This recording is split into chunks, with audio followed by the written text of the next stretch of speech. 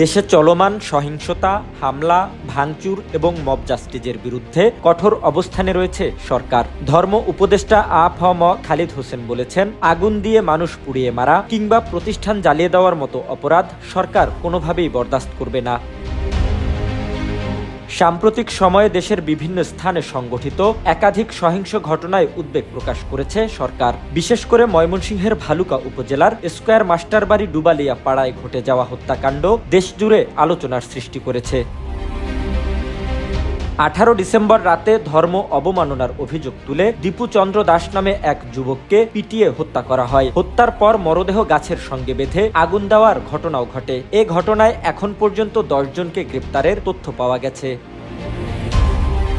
জীবন অবাক না করলে কে করবে? 28% মিল্ক ফ্যাটের অবাক করার সাথে ফ্রেশ মিল্ক পাউডার। জীবন অবাক করুক প্রতিদিন। ধর্ম উপদেষ্টা জানান, ময়মনসিংহের ঘটনায় কয়েকজনকে গ্রেপ্তার করা হয়েছে এবং তদন্ত চলমান রয়েছে। এছাড়াও উপদেষ্টা আরো বলেন, আগুন দিয়ে মানুষ পুড়িয়ে মারা কিংবা প্রতিষ্ঠান জ্বালিয়ে দেওয়ার মতো কাজকে সরকার বরদাস্ত করবে না।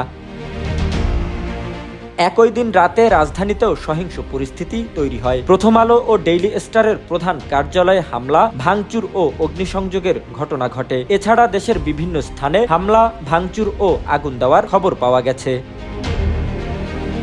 বিশ্লেষকদের মতে, আইন নিজের হাতে তুলে নেওয়ার প্রবণতা এবং মব জাস্টিস সামাজিক স্থিতিশীলতার জন্য বড় ধরনের হুমকি তৈরি করছে। সরকার বলছে, এসব ঘটনার পেছনে যারা জড়িত তাদের কাউকেই ছাড় দেওয়া হবে না।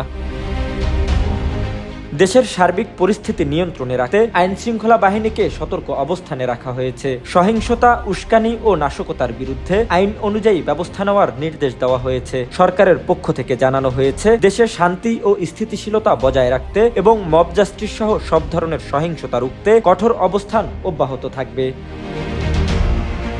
জহিরুল ইসলাম, জয় জয় দিন।